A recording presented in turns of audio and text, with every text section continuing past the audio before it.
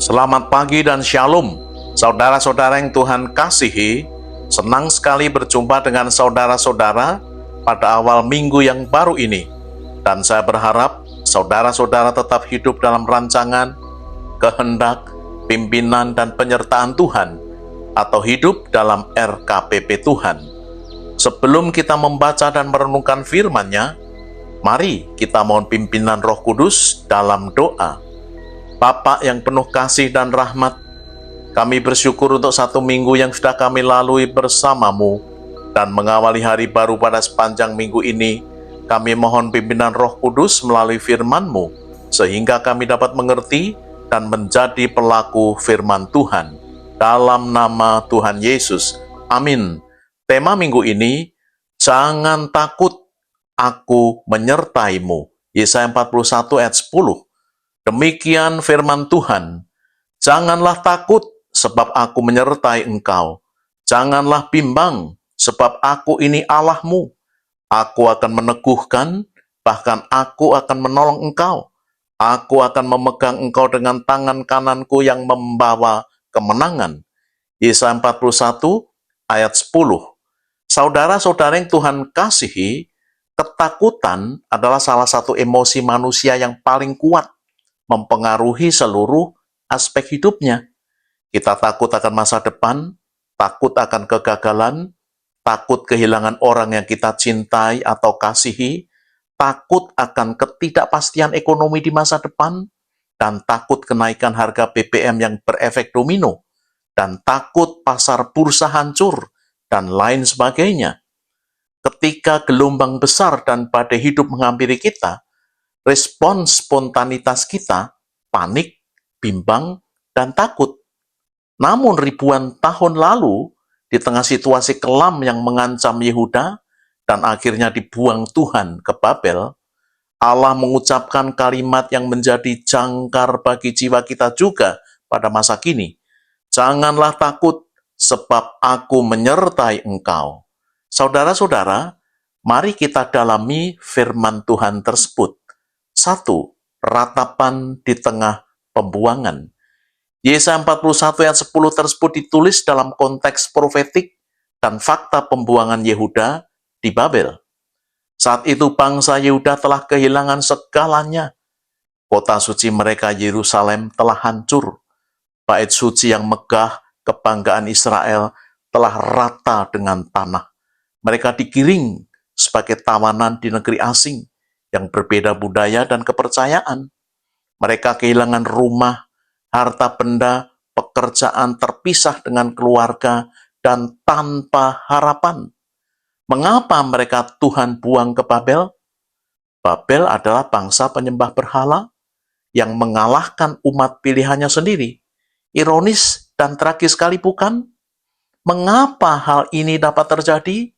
Karena ketidaktaatan, penyembahan berhala, dan penolakan untuk bertobat, meski para nabi telah mengingatkan berkali-kali, dan akarnya adalah ketidakpercayaan.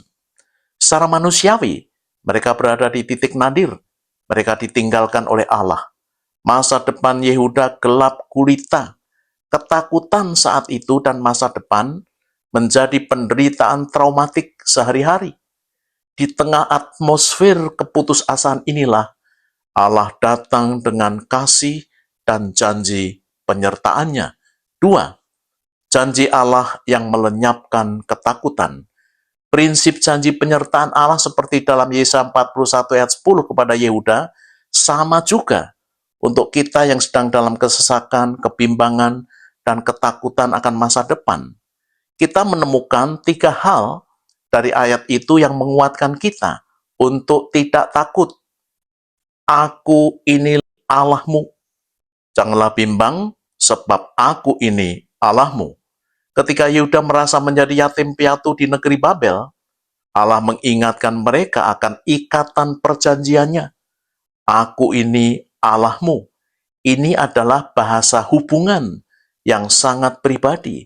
Ini juga mengingatkan Yehuda bahwa mereka memiliki Allah dalam hidup mereka. Penerapan. Ketakutan kita seringkali bersumber dari perasaan bahwa saya sendirian. Namun ingatlah, melalui iman kepada Tuhan Yesus, kita telah menjadi anak-anak Allah. Dia bukan Allah yang jauh, tetapi Bapa kita secara pribadi, menyertai dan sekali-kali Ia tidak akan membiarkan dan tidak akan meninggalkan kita. Ibrani 13 ayat 5b. Aku akan meneguhkan dan menolong. Tuhan tidak pernah menjanjikan jalan mereka selalu rata dan nyaman, atau Babel akan lenyap dalam semalam. Tetapi janjinya meneguhkan dan akan menolong melalui proses. Ini janji pencipta jagat raya terhadap kefanaan ciptaannya, penerapan. Kita pun bersyukur bahwa Tuhan tidak pernah menjanjikan langit selalu biru dan bunga-bunga tanpa layu, tetapi Dia menjanjikan kekuatan, pertolongan, dan penyertaan.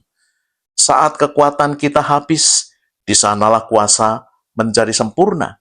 Pertolongan Tuhan mungkin tidak dalam bentuk mujizat yang instan, tetapi dalam bentuk kekuatan untuk bertahan dan menang.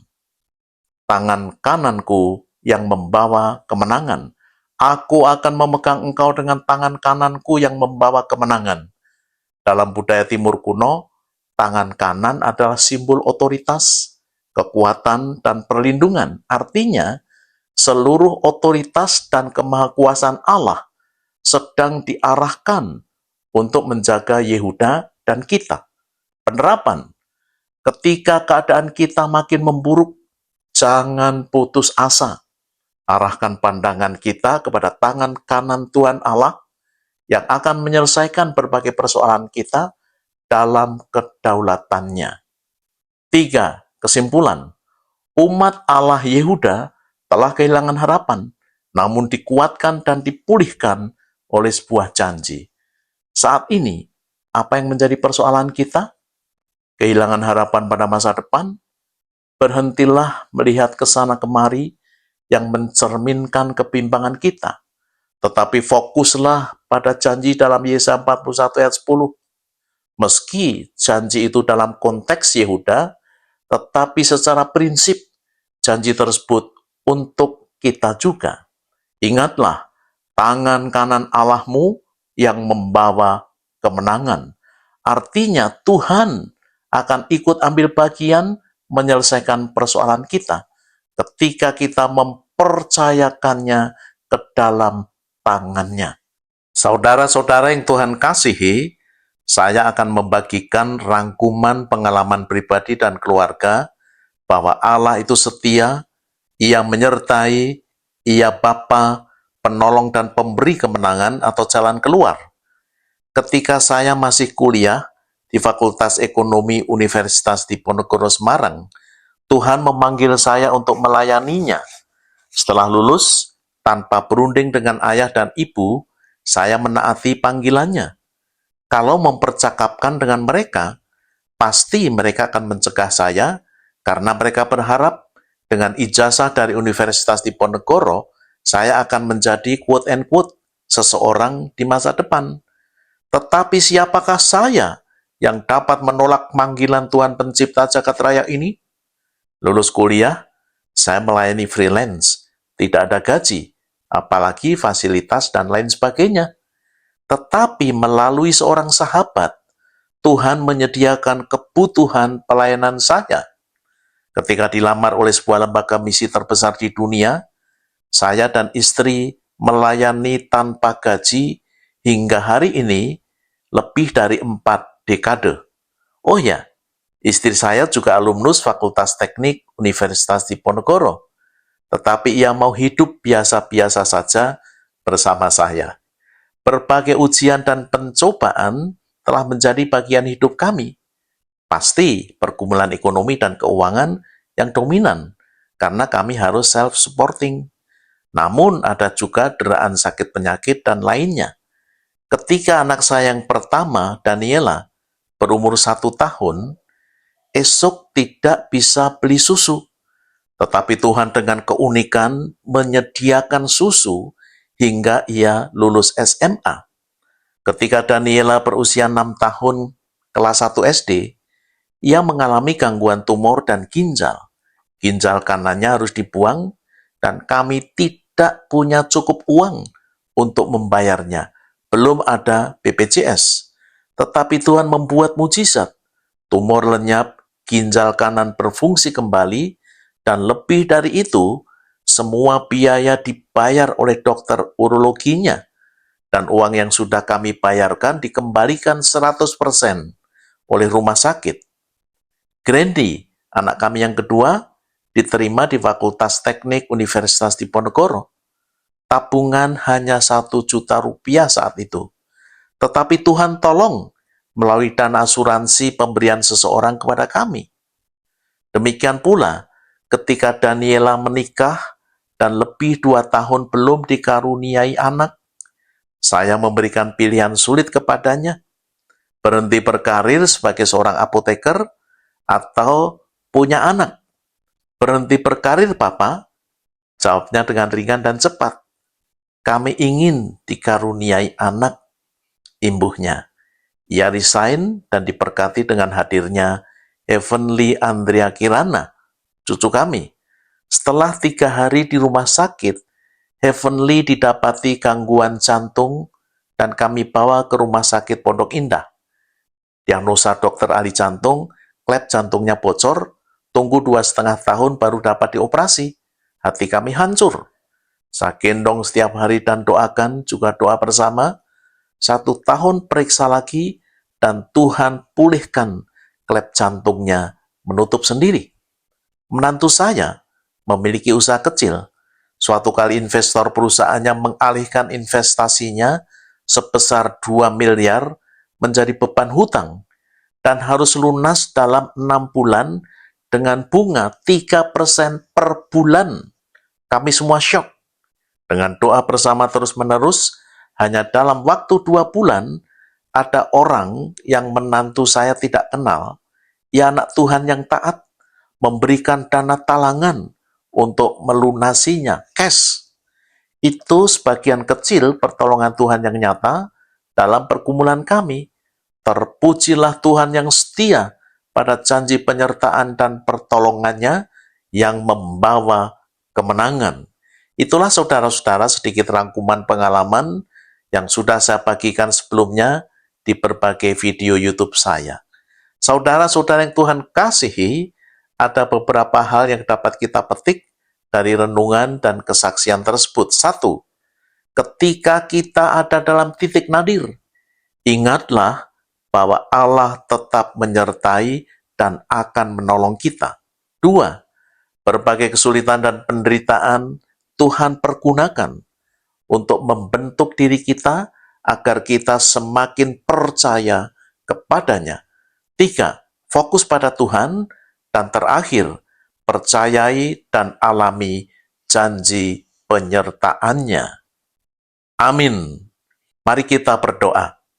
Bapak, terima kasih untuk renungan maupun kesaksian yang hamba-Mu bagikan melalui video ini. Kiranya Tuhan memakainya untuk memberkati para pemirsa video YouTube ini.